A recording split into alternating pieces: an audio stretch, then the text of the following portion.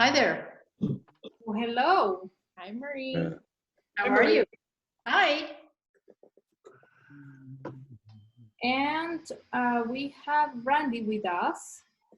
Are you there, Randy? Hi, Destiny. Oh, he's there. There he is. Randy's got a fancy background. Oh yeah, I need to put my background. I usually do my beach scene. And just we're gonna wait a couple of minutes. Hello, everybody. So we're gonna get started at 4:05. I was mentioning earlier that with this new system with Zoom, because a lot of people there were probably trying to hack or something, so I have to admit every single person, which is good. So we're gonna get started at 4:05, if that's okay with everybody. Sure. And just so you know, I will be muting everybody, but of course our VIP speaker. So that way, you know, we don't hear backgrounds or kids or heads or nothing going on.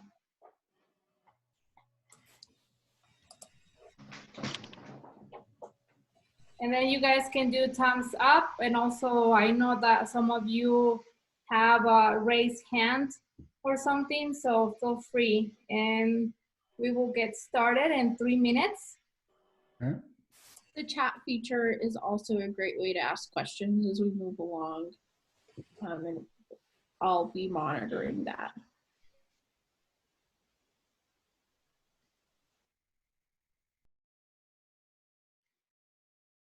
So once again, can everybody hear me okay? Thumbs up, excellent. Just making sure the microphone works. Great. 2 more minutes to get started. And once again, for those of you they're just joining us right now, we are gonna be muting everybody and only Mr. Randall Trask and myself will be the ones that will be having the conversation. And later on, we're gonna be opening for some questions from the audience.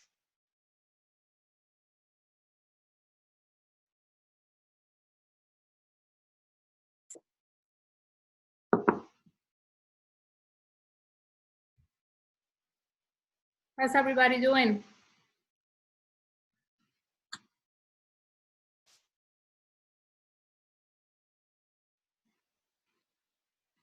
All right, and then we have more people joining us.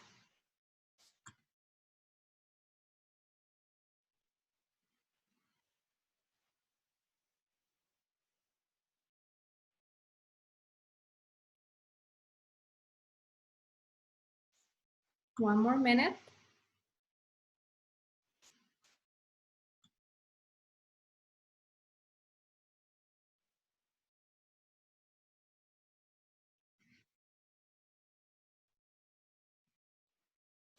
We gotta love the system, right? And technology and everything.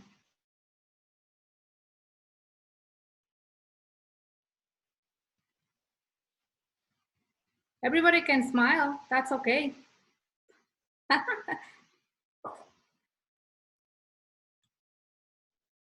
One more minute to get started. We have more people joining us. And it's 4:05 in Albuquerque, New Mexico. Good evening, everybody. I hope everybody's doing great with your families as well. For those of you who don't know me, my name is Yuridia Morales, and I have the privilege to be the executive director with this wonderful organization, Global Ties Albuquerque. And it is my pleasure and honor to have this inaugural conversation series with our VIP, Mr. Randall Trask, which I have the honor and privilege to work with him for, I would say, I don't even know, like probably 10 years. Probably about 10 years, yeah, for sure. Working together. I mean, you can see you guys through the video. I know that we look like 25, so we started, you know, really young when we started working, and he has done wonderful things with the city of Albuquerque. And thank you once again to each one of you for joining us today. But just really quick, so everybody knows how we're gonna be doing this conversation. So I will be asking some questions to Randy, and this is something that we decided, this is our first official conversation series. And that way, you know, we know how it's going to look like, and later on for the future ones, so you guys know. But before we get started, once again, thank you so much, Mr. Randy Trask, and please tell us a little bit about yourself and all the wonderful work that you do with the New Mexico International Trade Alliance. And thank you once again. Cool. Well, thanks, Yudi, and thanks, Global Ties, for having me as your first of this speaker series. I was happy to be the first and volunteered because I'm about 1 week away for my hair to be out of control where I need a haircut. And we all know what that looks like these days. So I figured I'd get in early while I could. As Yudi had mentioned, we worked together on and off over the years on different things in different capacities. My background is particularly in international trade and economic development, mostly directly for the government. Originally, I started off actually as a city employee in an international trade division in the economic development department. Spent some time working for the greater Albuquerque Chamber, ended up working up at the state as the head of what used to be called the Office of Mexican Affairs and Trade, responsible for New Mexico's relationship with Mexico, everything ranging from trade, but also things like border security and border health issues and things like that. And then about, almost 9 years ago now, I left and started what has evolved into the New Mexico Trade Alliance, which is a 501c6 kind of a business association nonprofit that both the city of Albuquerque and Bernalillo County contract for managing the export assistance program for the metro, as well as supporting them on economic development strategic planning.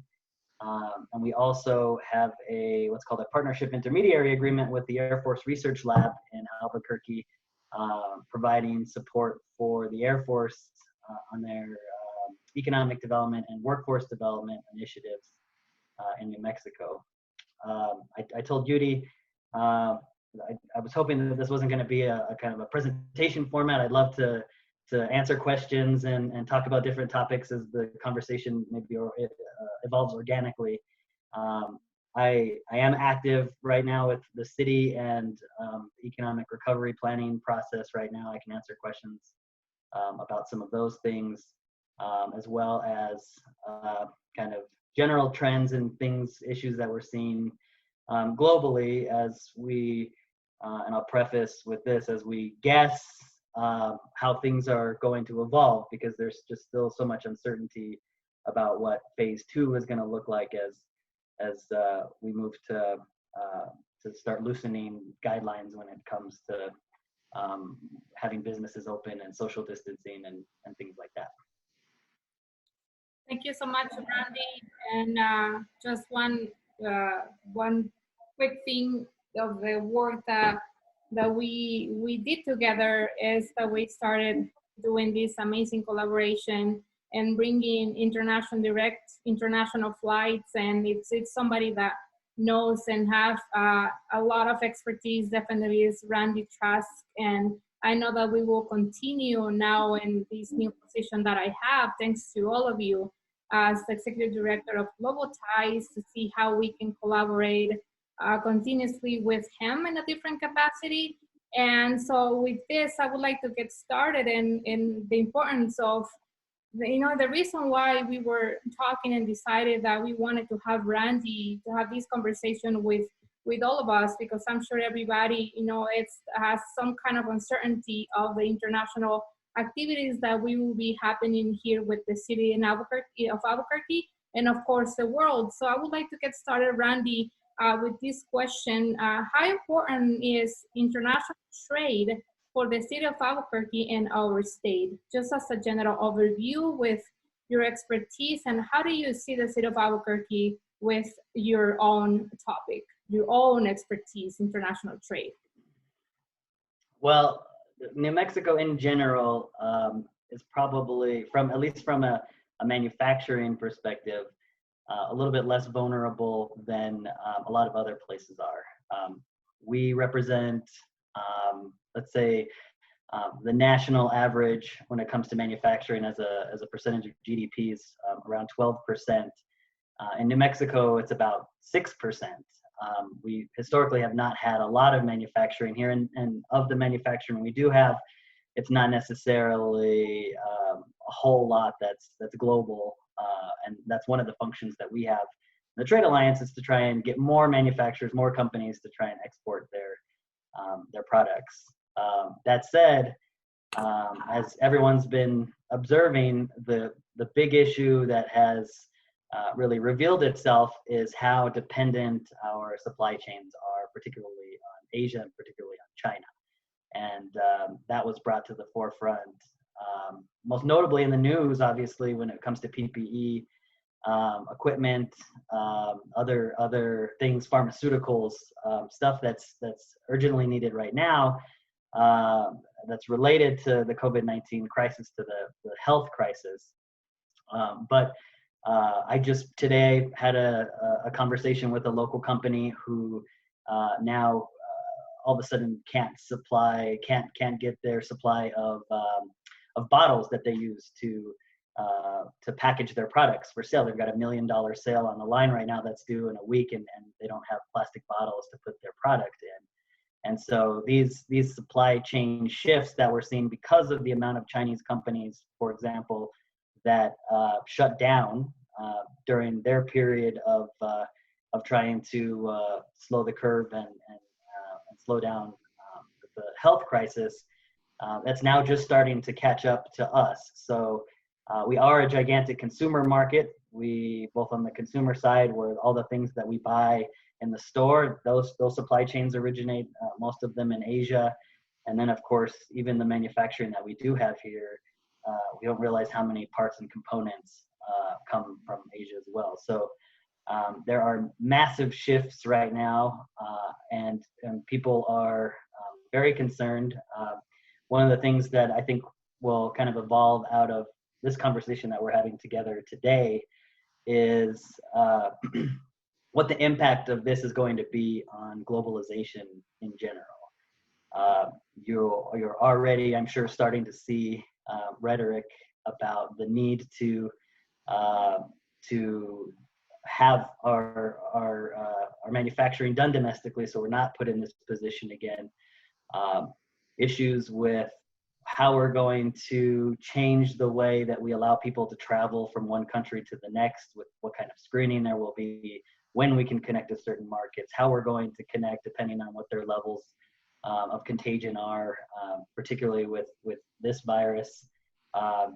More and more it's coming out that anything that we do in a phase 2 period moving forward is probably going to hover around different levels of extremes of social distancing and the potential to revert back to more severe restrictions until we either build what's called herd immunity, or that we have a vaccine and can vaccinate a significant amount of the population. And that's what I think has most people bewildered right now, is what that's going to look like. And you can imagine if you are a country that is at a point where you're at the tail end of that curve and you feel like you've got things under control, even China right now, with their ability to be as strict as they are in their policy to control things, their biggest threat right now are foreigners that are coming in from countries that still have higher rates of infection that could risk reinfection. We'll have that same problem here, and how will that impact our ability to travel to other places and for us to have visitors come here? So these are all huge concerns that are all intertwined. Yeah, no, definitely. That's actually the second question that I was going to have, which you already mentioned a lot of important this topic with the coronavirus, and and how that's something that you and I actually last Friday that we were talking, that we were discussing, how many visitors, international visitors we have, and with Global Ties ABQ, we're really specific about bringing international exchange, and then with US specifically with businesses. So how do you think the foreign direct investment in New Mexico based businesses, and how do you think this will impact even more in the near future with specifically the companies here that we have? Because I know that you have represented a lot of companies, and you are traveling constantly to other countries, and you have a great success with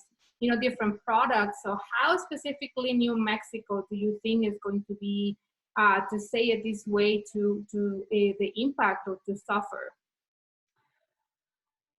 Yeah, so in these situations, right, with every challenge comes opportunities. On the export side, I'll tell you that our export assistance program functionally right now is dead. I mean, I can't, there's no predictability about flights.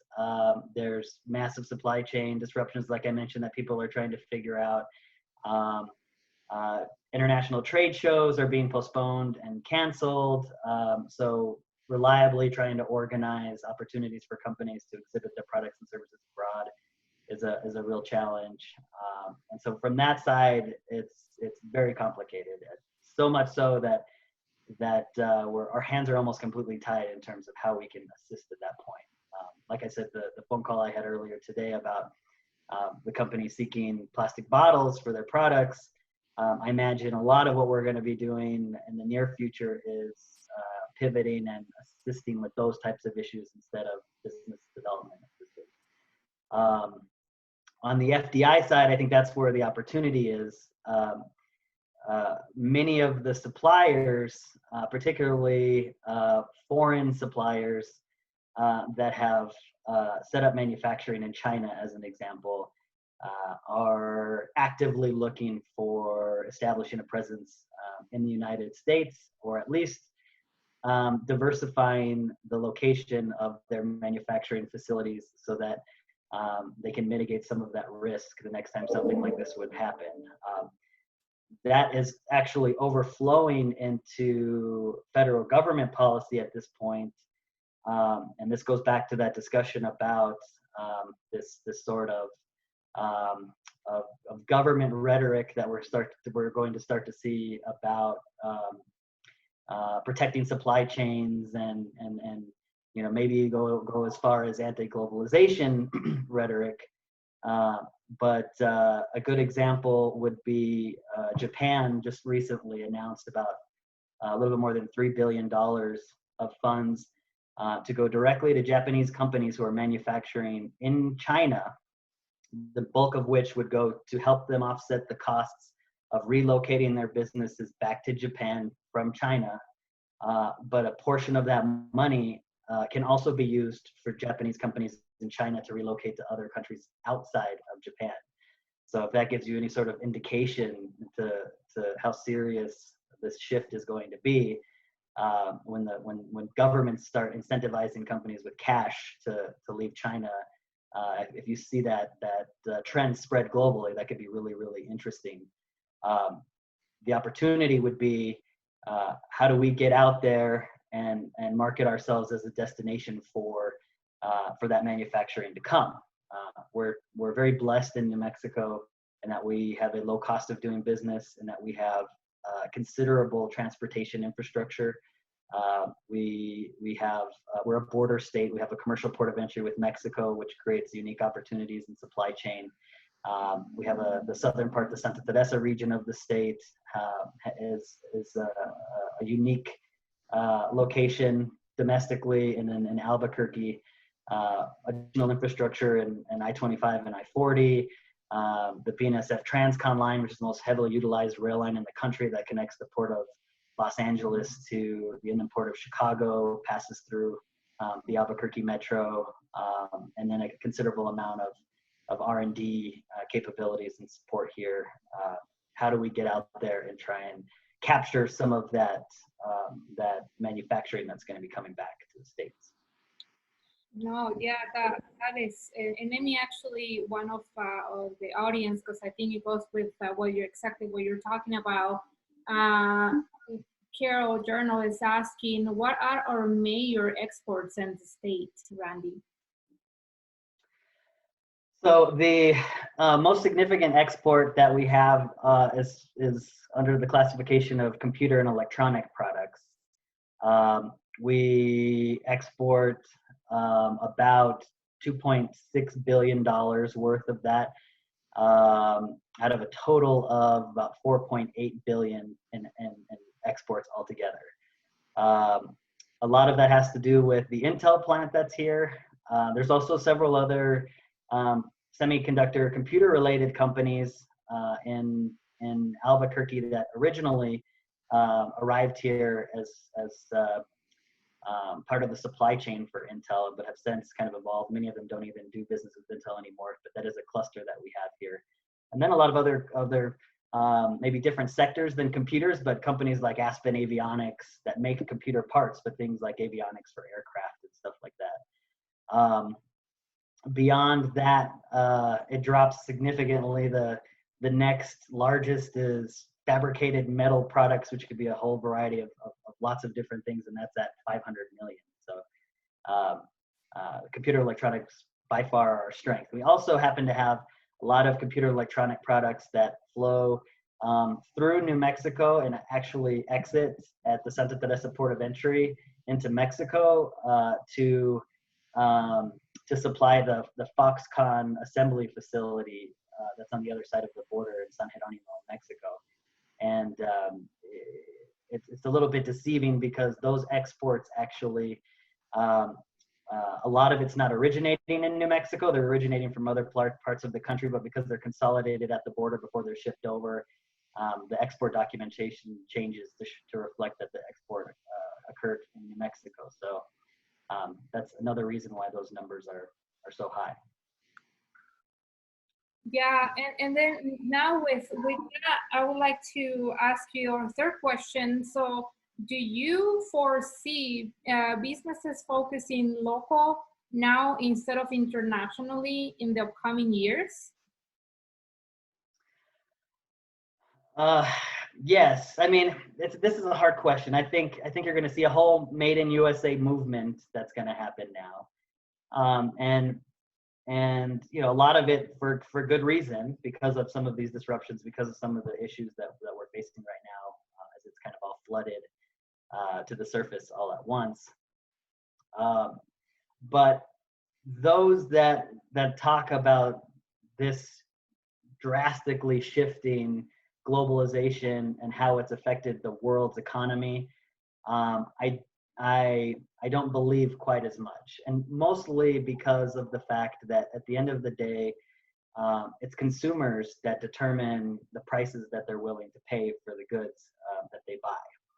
And so without heavy federal intervention in terms of trade barriers, import tariffs, blockades, whatever they might do to stop industry from selling into the foreign industry from selling into the United States, or for companies in the US to be able to import foreign supplies, at the end of the day, the demand for less expensive goods and services is always going to be there. And the difference between all Made in USA products is significant enough that to somebody who's working a couple of minimum wage jobs to piece together a living, to be able to afford the difference in what everything would cost should we shift back to everything made domestically, there's a lot of things that are going to have to get fixed in this country before that's going to happen. That is correct. Dr. Tammy is asking, Randy, can you talk about how the city is approaching current international initiatives that are under your purview given the current circumstances?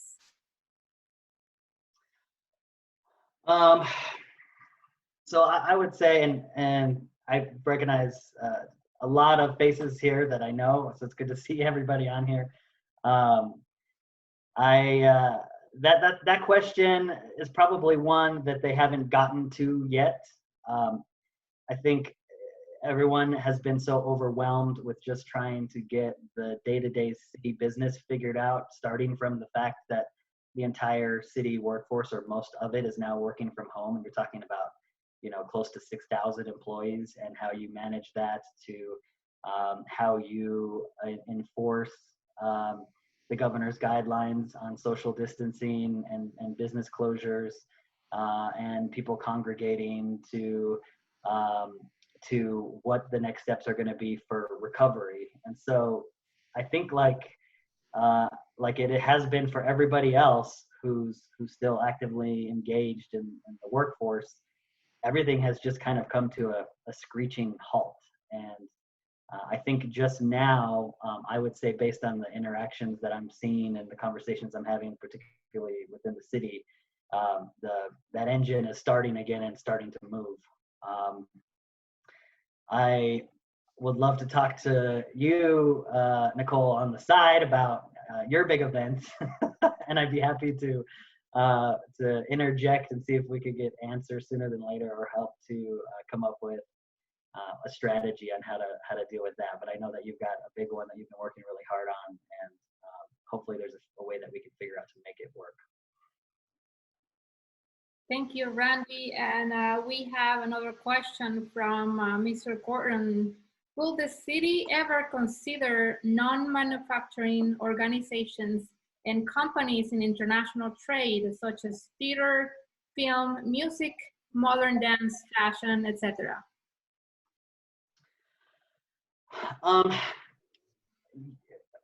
That one, the issue, and Gordon, you know this one very well. The problem is kind of an institutional issue within government, where those organizations tend to be, particularly let's say at the city level, categorized into cultural services. And I'm with you 110% that these are businesses and they're part of the creative economy. And I think recently, especially over the last few years, you've seen a better understanding that there isn't necessarily a separation between arts and business, that in a place like New Mexico, the creative economy is actually a very sizable chunk of our economy. From what we do internationally, we tend to be more limited to products, to physical things that you can get a purchase order and sell. If there are ways that we could help create opportunities, business opportunities for arts-related companies abroad, I'd love to pick your brain and see how you might how you would approach that. But traditionally, we tend to fall more into tangible physical products that are trying to be sold, and so trying to and most of the arts-based organizations don't really fall into that category.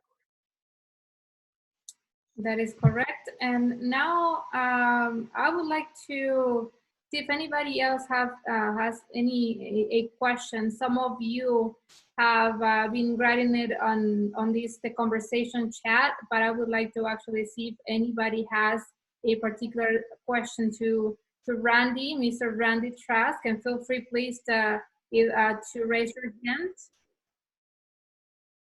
Let's see if anybody. So we have another question from. Hi, Yuri. It's Deborah. Hi, Deborah. Go ahead. Yeah, I did type a question, but I'm really curious. We have quite a few entrepreneurial groups in Albuquerque. You know, West, 1 Million Cups. There's just a lot of entrepreneurial activity. And Randy, you had mentioned early on that this is a time of opportunity. Is it too early to start thinking about those opportunities? Are people getting together, you know, in the virtual world to talk about opportunities, or is everybody more thunderstruck at this point?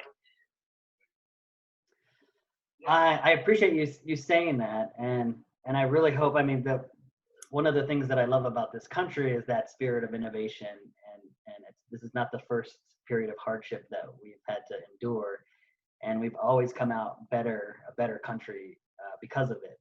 And so I think now is the time where these conversations need to be had. Where are the opportunities that are going to arise from this situation, right? And at my level, I'm thinking about things like foreign direct investment recruitment and ways that we can now encourage industry sectors that might not have in the past been something that we could have pursued as New Mexico as an attractive location to set up or to thrive. I haven't had any recent conversations with any of the local entrepreneurial organizations here. So I haven't heard of any specific activity around that area. Knowing entrepreneurs, I would be shocked if they weren't trying to figure it out. I think you are right, though, that this shell shock is still pretty alive. And I think right now, the most challenging thing for everybody, whether it be you and I in our houses or Fortune 500 companies or startups, is just the lack of information and the uncertainty about what's going to come next, because you can't plan. So I think the issue is twofold. One, that even at the highest levels of leadership, I don't think they know yet what we're going to do and how we're going to move forward. And I think that part of the issue, and I don't mind saying it because I'm not a government official, is that I think that this is going to be tough for at least another year. And I think at a minimum, the social distancing, inability to travel, and maximum occupancy rates when it comes to events and restaurants, I would be shocked if that doesn't continue for a year.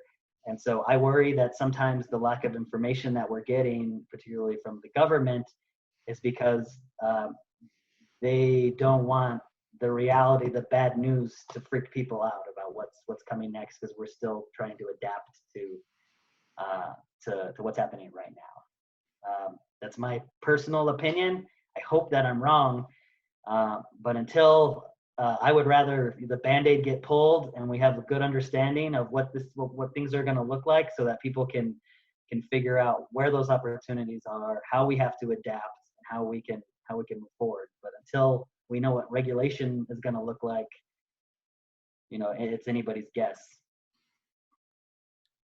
No, that is definitely correct. And I would like to see if anybody else has another question for Mr. Trask.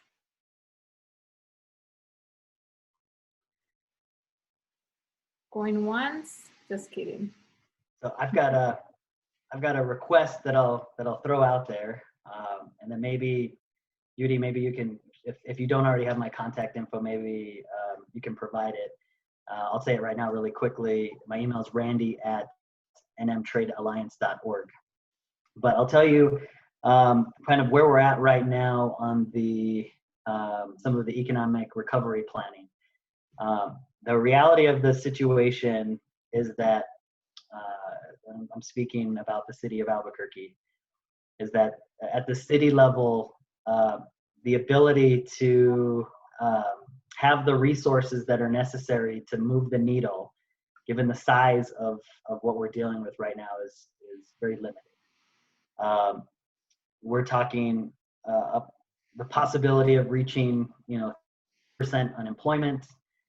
We're talking worst case scenarios in things like restaurants, 1 in 5 restaurants making it through this. I think people don't realize how staggering the potential consequences of this crisis are.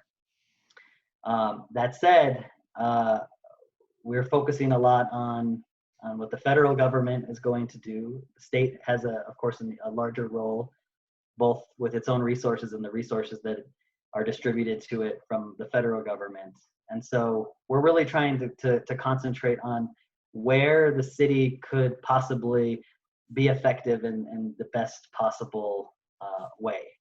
And a big part of that is to get a better understanding of the individual sectors and the direct specific needs of businesses in Albuquerque, and see if there are creative solutions where either the city can help or bring other parties to help to come up with ways to address these issues.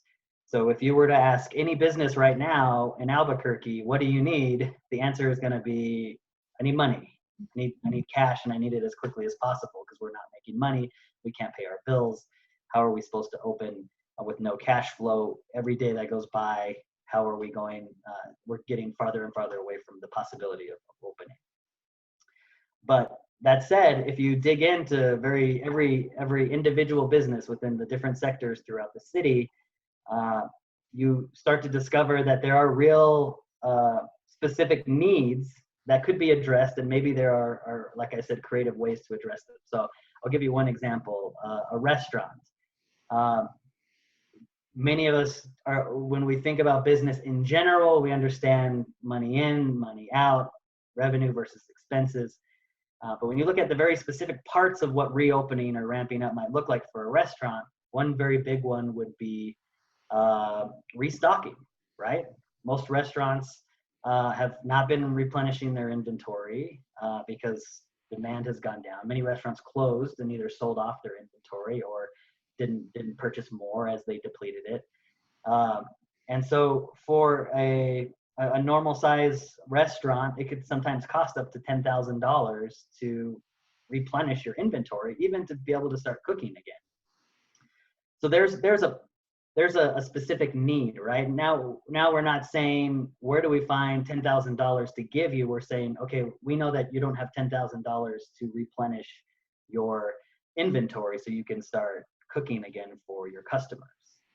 So how do we bring in the restaurant distribution companies? Maybe instead of trying to find money to loan to help you get your inventory, maybe we find resources that we could use to guarantee a certain amount of credit for restaurants to be able to acquire the food they need from their distributors to get started with payment terms later on, right? So our focus right now is to identify the sectors that are most in danger and most in trouble right now. Those ones are pretty obvious, right? Those are like the restaurants, they're retail stores, there are professional service providers, the barbers and the nail salons and gyms, and the list just goes on and on. So right now we are in a research mode where we're reaching out to individual business owners and business associations to try and narrow down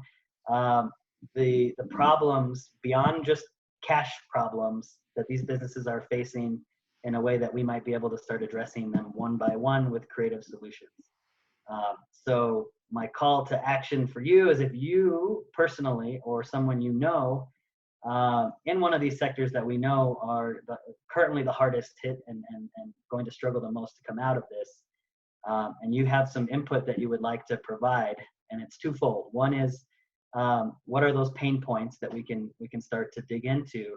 And the other one is, if you had the ability to have input into the decisions that the government's making about how the social distancing regulations are being and guidelines are being put into place, if understanding, of course, the objectives of those policies, are there ways that you could meet those objectives that the government has that would be less impactful on your business? And if so, we would love to hear those as well, because we, in many cases, while the city might not have the authority above the state, the mayor has the ability to use his platform to make suggestions and to push for alternative ways that we can achieve the same result in flattening the curve, but hopefully in ways that are more catered to having a less impact on businesses instead of just a blanket policy approach that you just have to, it is what it is and you have to deal with. So if you have, like I said, if you want to share some ideas you might have, or if you know of an association or a business person that that could contribute some information to this as we're in the research phase, it would be very welcome. And Randy, we'll go ahead and have just our last question from Diane. For those companies, organizations working from home, are they having difficulty managing a remote and distributed workforce? What do you think?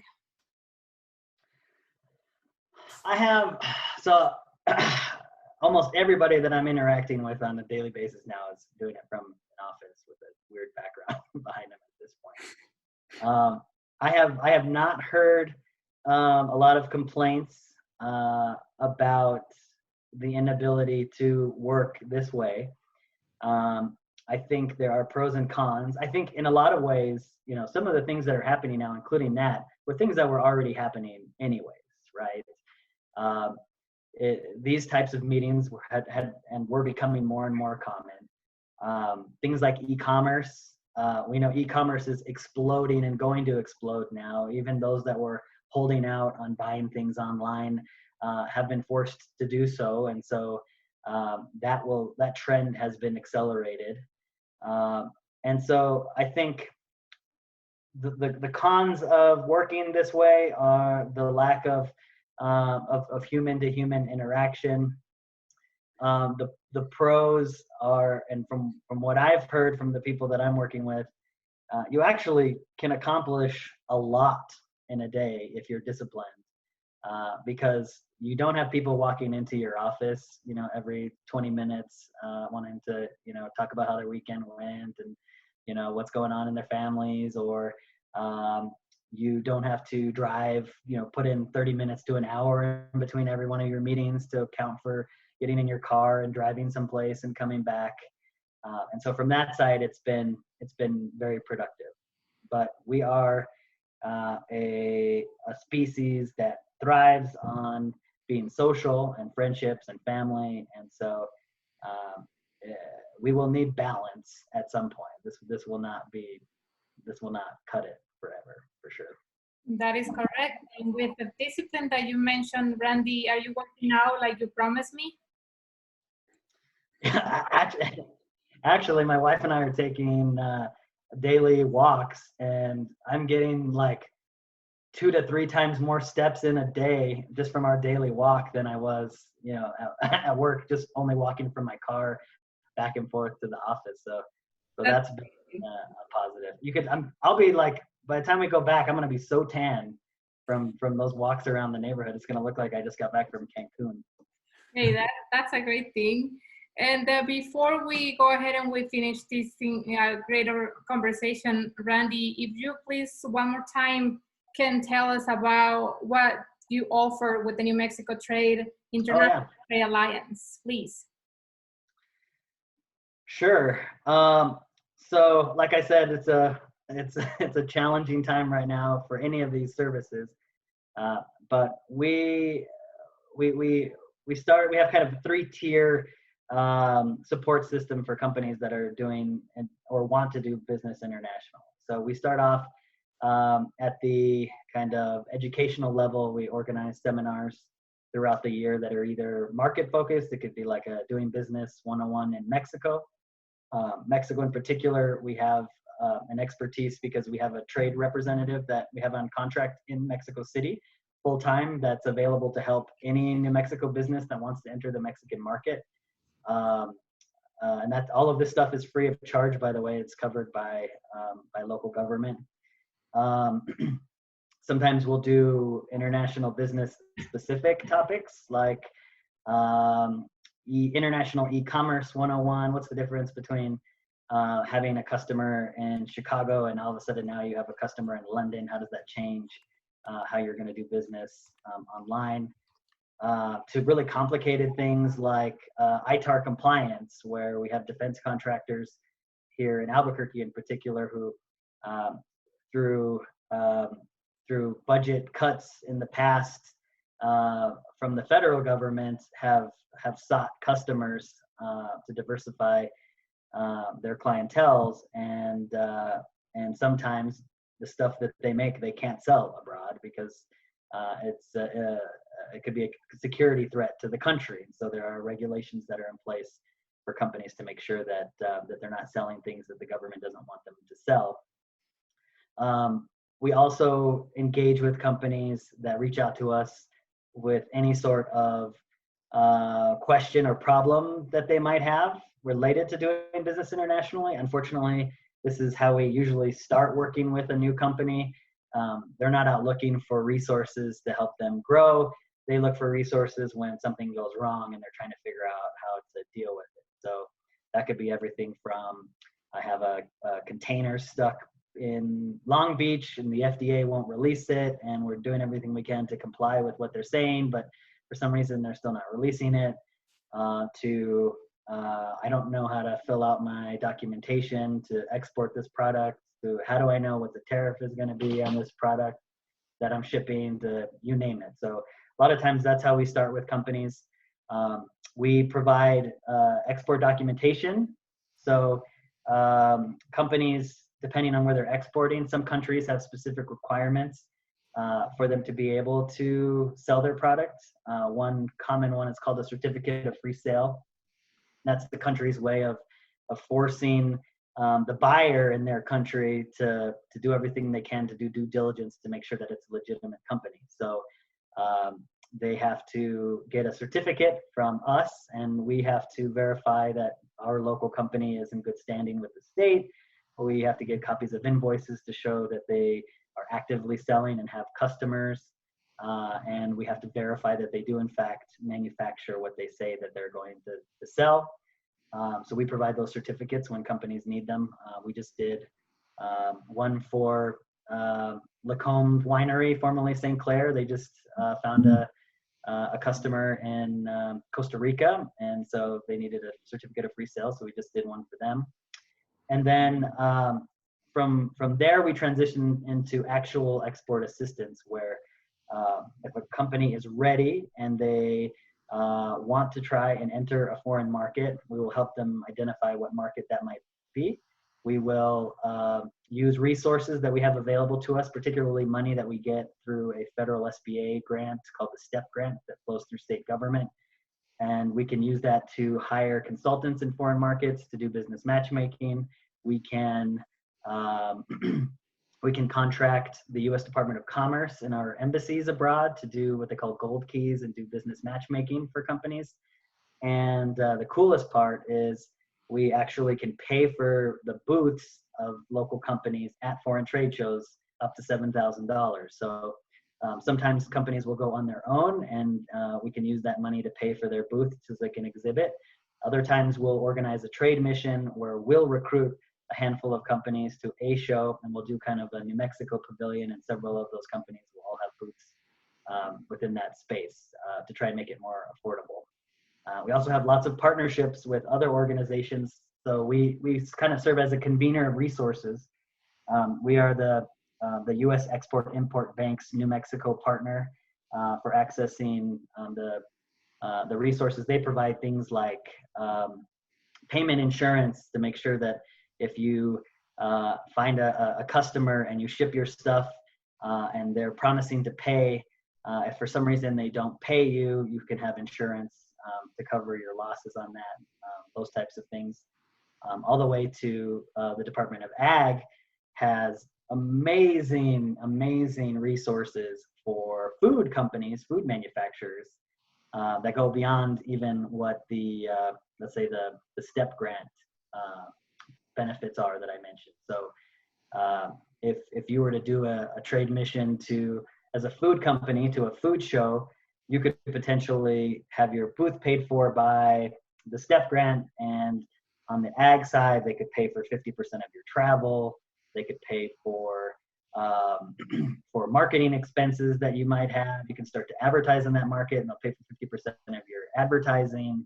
On the food side, there's tremendous resources.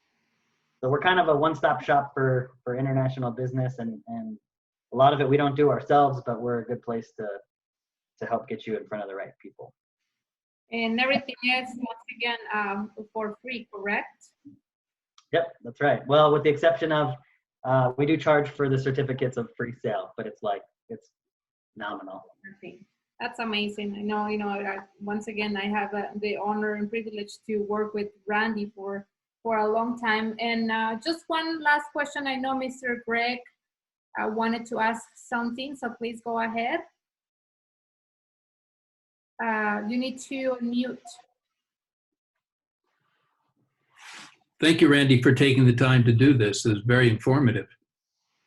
My wrap-up question is, do you have any particular suggestions for Global Ties as to what we can do to help maintain connections, provide information?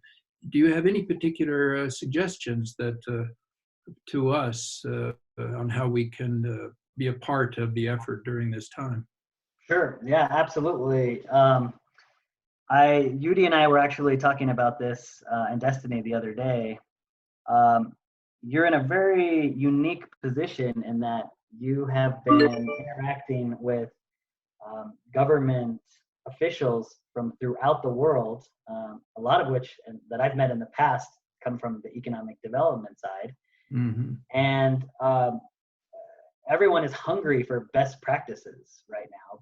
Nobody knows exactly, like we talked about earlier, nobody knows exactly what's going to happen at this point. There are very few that are ahead of us in terms of coming out of this. And so everyone's watching them, starting with China, to see how they're going to handle it, what they're going to do, what policies they put into place, how they're going to open up their economies, what they're going to do if it looks like cases start surfacing again. And so you're in a really great position to tap into that network and maybe start trying to coordinate as a resource for these best practices. I don't know if that would be in the form of Zoom calls with multiple people from different countries, or what that would look like. Mm-hmm. But I know that everyone is desperate for ideas and for solutions, and the benefit of a global perspective and all of the cultural perspectives that would come from around the world, and how you would address something like this could be really, really enlightening. And I know I'd be happy to help connect that to the city too, and share things that we're doing as well. Excellent. Thank you. That's a great idea. Thank you so much, Greg. And I would like to finish this wonderful conversation with Mr. Randy Trask by making a last comment, something that actually you mentioned, Randy. With challenges, we have opportunities.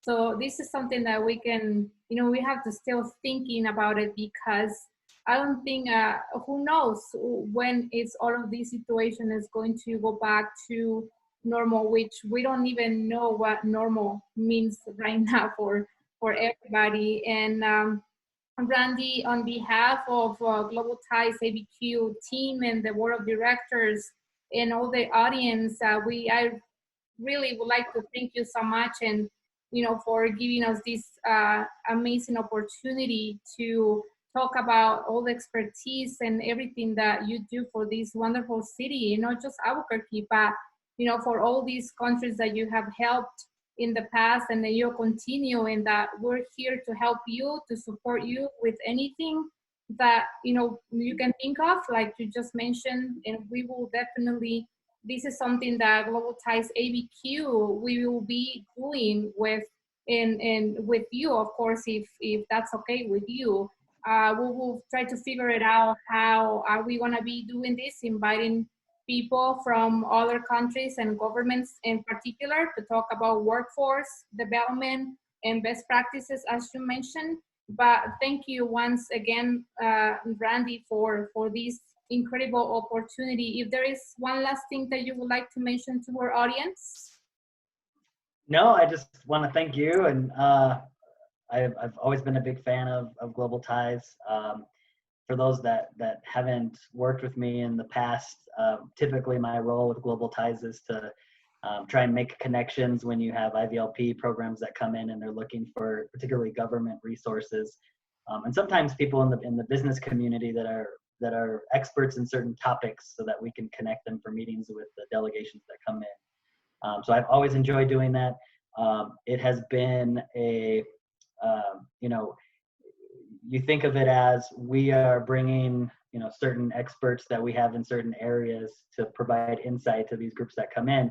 But the reason that I love it is that it's actually the opposite that occurs. That is what I'm most excited about, where people come in through Global Ties, they meet with our local government officials and businesses, and they give them insight and perspective that many of them probably never would ever have gotten, because they might not be travelers, or they might not come across folks from those countries in any other way.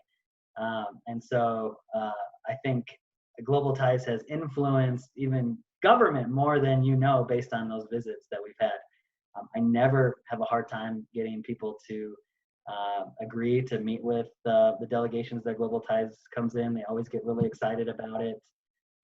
And it's just a testament to the magic of bringing people together and bringing different cultures together. So I applaud Global Ties, and Global Ties exists because it's got a membership. So thank you to all the members of Global Ties. I know many of you also support other organizations like the Sister Cities Foundation, and others, and thanks for doing that. Continue to do that. It's never going to be more important than it is right now, as we're shifting into what globalization is going to look like at this point. So thank you again, and anytime I could be of service, please reach out. And like I said, if you have any input about the work we're doing on recovery, please feel free to send it my way. Thank you so much, Randy. And I'm really happy to mention that we have somebody from Costa Rica. She just mentioned that she'll be more than happy to continue, you know, having a conversation relationship with us. So that's something amazing, you know, for Awesome. us. And thank you so much, Randy. And this is, you know, the first of our bi-weekly conversation series. And we thank you because you are the one that's doing the inauguration. So thank you. And as you know, a friend of mine, I'm a big fan of you for, you know, everything that you do and all the great knowledge. Likewise. Oh, that I know. Well, thank All you. right, everybody, stay home. Yep. Stay healthy. Wonderful rest of your day and stay healthy. Welcome back to the U.S., Greg. Thanks. Hey, thanks, Carol. Bye-bye. Bye. Bye now. Bye.